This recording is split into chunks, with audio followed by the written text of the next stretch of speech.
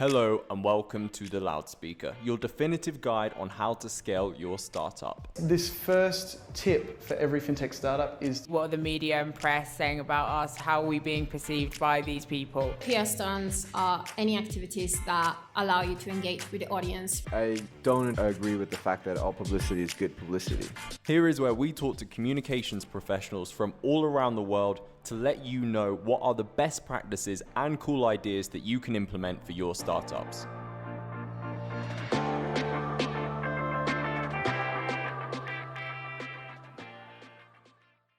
Valentina, can we start off by having you tell our listeners who you are and a little bit about your background in marketing and social media, please?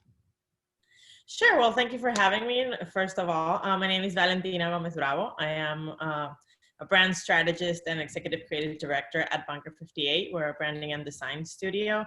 I started this agency 7 years ago, back in Venezuela before I moved to the States, and I was lucky enough to bring it over. Before that, I've been doing work in the advertising industry literally since I started my career when I was 19 when I got my first job. And I worked in strategic marketing for a record label. So I was a paid groupie, basically, which was the best job to have at 19. And then after that, I just kept working in different marketing departments on the corporate side, then move on to agency side. So I've been lucky enough to sit almost in every table around what brand building is. I've been the accounts executive, the creative, the copywriter, the art director, the brand strategist. So that gives me, luckily, a very unique perspective, a very holistic perspective of how to do this job of building brands. And now with social media in the picture for the last decade or so, it's been a quite interesting journey to see how all of that transfers to this digital world. Awesome. Well, it's great to have you here. And I definitely think you're the right person for this episode because today we're talking about social media non-negotiables. And I think it might be a good idea, maybe just in case anyone's listening and they don't really know what that is, to explain like what the social media non-negotiables are. And if you're able to kick off by like perhaps explaining what the tone of voice should be and like how to ensure you put the right tone of voice out in your posts. For sure. Well, there's a lot of non-negotiables in everything in life, really. We have for our personal relationships, we have them for our jobs. Why not have them also for the work that we do? And there are a lot of things that we, quote unquote, should not mess with when we're, working on social media, and things that we must absolutely do. I would say from a branding perspective, which is sort of my specialty, one of my big non-negotiables is to not think or create from your brand, to just do, not be intentional about it and just post whatever. That's a big no-no. Don't post whatever just to post. Sometimes it's like when you don't have anything good to say, stay quiet. That applies here. So definitely for, something more specific, like what you were asking about the tone of voice, the first thing we need to do is really know who we're talking to.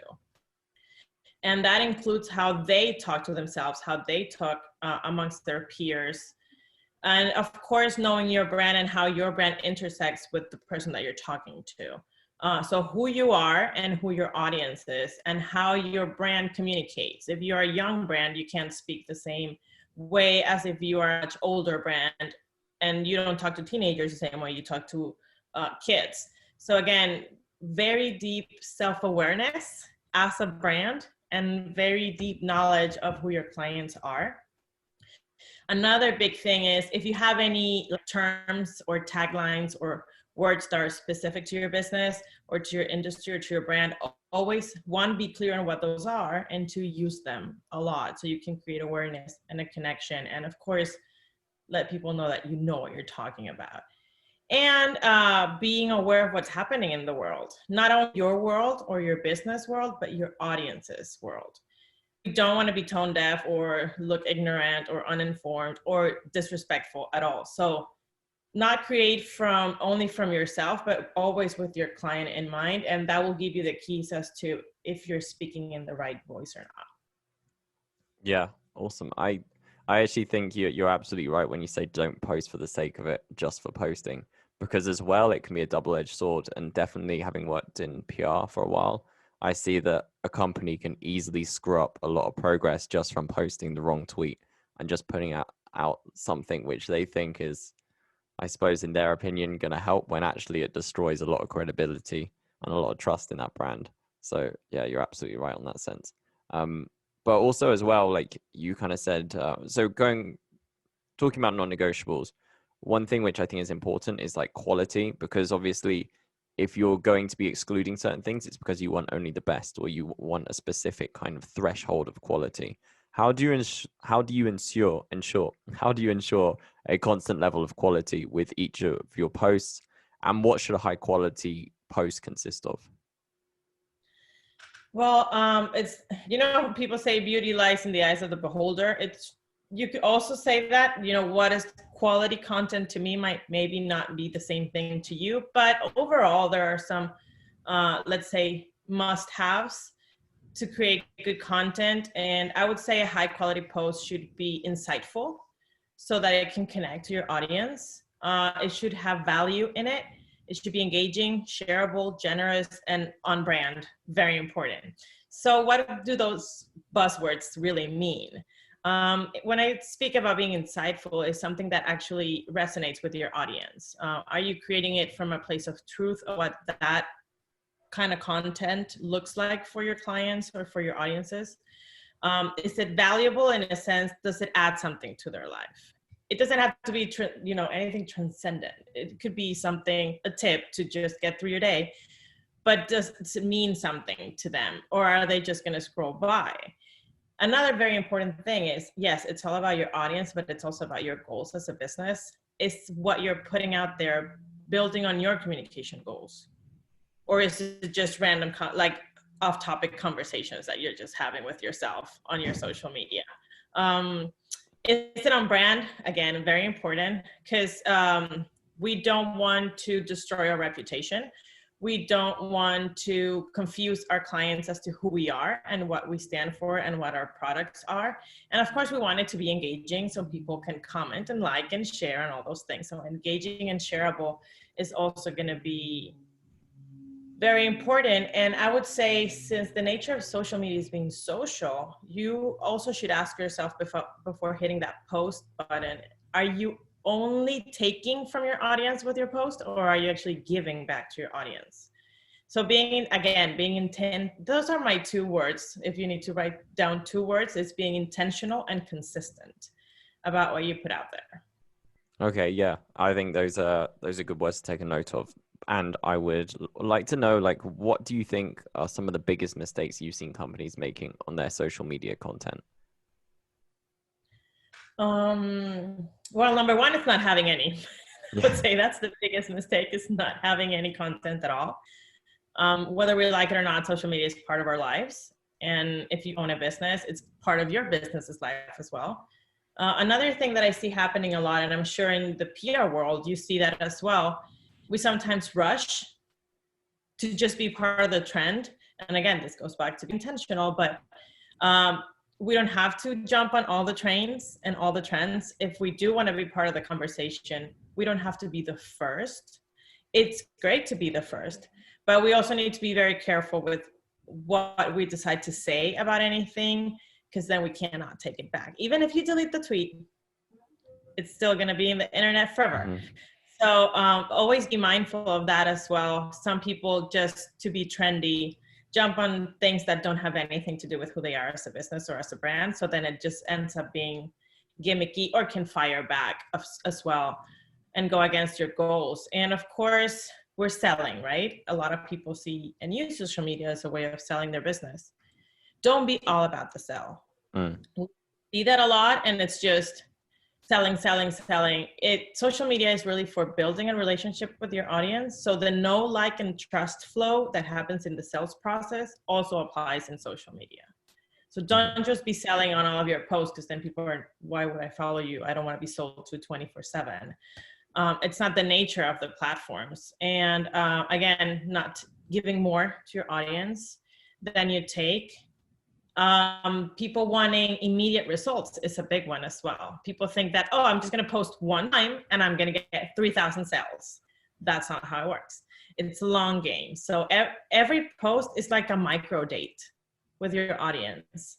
And you go on another date and go on another date until you start getting a relationship, then you get married, live happily ever after. Same process. So think of it as micro dating your audience with every post that you make. And another couple things, the biggest is not paying attention to your brand when creating your content and missing a great chance to build brand recognition. It doesn't have to be a curated, like a lot of people think their Instagram has to be a curated art show. That is not true. It's more about the topics. It's more about the voice that you use, the colors that you use, the images that you decide to post, the typography that you choose, and the brand personality overall. Again, nobody wants to see an art show in your Instagram. We want to see intentional, consistent, valuable content. Awesome. I really like the analogy with the micro dating that you said. And I think that's a great way of thinking about it, because it's almost the case for most things in business where it's like that consistency. And we see in PR the same sorts of thing. People join us and immediately they think, oh, I want to get on this publication. I want to get on TechCrunch. I want to get on the biggest publications immediately. And they expect results immediately. But in the same sort of way, PR is about building relationships with journalists and the media. And that's something that doesn't happen immediately. That's something that like takes time. And I think, yeah, social media is the exact same. Consistency really is like a strong central point across these sorts of topics. And it was actually something that was mentioned by a previous guest that I recently had on. Her name was Sarah Funk, and she's a YouTuber. And she said that for months she was, or for ages, she was posting like consistently all the time, a certain like strict schedule. And she never got anything. Like it was just not really moving much. It was small incremental growth. Then all of a sudden, like she blew up from one video, and that kind of spiraled into something much bigger. And she said that like if she didn't have that consistency, if she just gave up after like a month or so, she never would be where she is now. And I think that's the case for almost everyone. And it's kind of easy to forget that things don't happen instantly when we live in a culture where we can like get something delivered immediately or watch something immediately. And there's still certain things that take time, and usually they're the best things. So you're definitely right in that sense.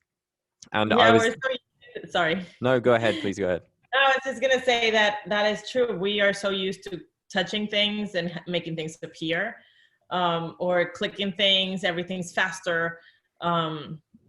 We don't have any patience anymore for a lot of things, and that's great when you're talking about apps and technological things that are meant to function that way, that have processes in place to function that way. But we have to remember that on the other side of our screens, there's another human being. It's not an AI bot that just, oh, I wrote discount and the bot replies with shop. I mean, that's not how we work. So remembering that on the other end, there's a human being that needs to sort of be enamored is a big part of, being able to sit back and say, yeah, I only posted 1 minute ago. It's okay. I haven't made a set. Like, we need to remind ourselves of that, because that's not how social media works. If you're interested in seeing how Publicize can grow your startup, sign up for a free PR assessment on our website. And for a limited time only, exclusively for the loudspeaker listeners, you can receive an SEO assessment as part of your package for any tier of service at no extra charge with this special promotion. To find out more, visit publicize.co/LSpromo.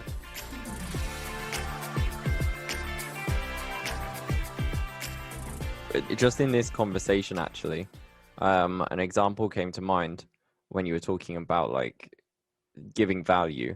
And one brand, which obviously I don't really engage with because I'm British, I'm based in Colombia, it's an American brand, but I know of it just because, well, I know of it online because they're incredibly good on Twitter, which is Wendy's. I don't know if you're familiar with like their social media. I'm sure you are, but I don't engage with the brand at all. But I recognize that brand as like one of the best on social media just because they are so creative with trolling people and companies, and they have such witty responses. It's almost like they're like comedians online. So that's exactly. No, go ahead, please. No, yeah, I mean, and it's a great example. Like, you don't even buy the product, you don't engage with it at all, but you know who they are and you're very aware and you have an opinion about them, regardless of whether you buy their product or not. and you talk about it. So we want that replicating effect to happen. And yes, they are brilliant. And that is because they are very insightful. And that's the magic of really any creative advertising at all. If you touch on a real insight for your audience, they'll respond back, because that allows you to make a real connection. So all those, it's very witty, it's very funny. It's because you directly relate to whatever they're putting out there, because they know their audience so well. They speak to their insights and have great results. Yeah. If people are listening, I mean, obtaining that kind of level of success and fame that Wendy's has achieved is there's a lofty goal. But if people just want to increase their social media following or just get a little bit more traction, what advice would you give to listeners that want to put out high quality content on their social media and just see more from their social media activity? Well, I would say number one thing, no matter how big or small you are, is, again, provide value. But what does that mean? That could mean so many things. But I'll give you an example. A good way of thinking about it is when you write your post, if you have a feeling that you should be charging for that post because it's that good, then you're on the right track. If you feel like, oh God, I'm giving all my knowledge away for free, or all this magic should have a price tag to it, then you're on the right track, because it's so good that you should get paid for it. So that's a good measure to see, if it's actually valuable. Another thing that I would suggest that you guys do is sell without selling. And what that means is don't tell me, show me. I don't want you to tell me how good you are. Words are great and they're wonderful and they can do magic for some people. I want you to show me how good you are. So instead of, if whatever you do, instead of saying this is the best pair of sunglasses you're going to buy in your entire life, show me a video of maybe how good of a quality they are. Or don't tell me this is the most delicious burger, maybe show me a photo of somebody eating it, or show me a testimonial of your work. Or if you have a portfolio, again, same with people. Words are great, actions are better. So don't tell me what you do, show me what you do.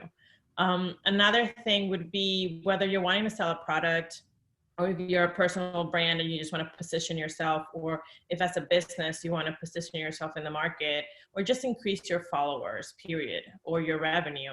There's 5 core pieces of content that I always recommend people cover in their social media or in their blogs or whatever content they put out there.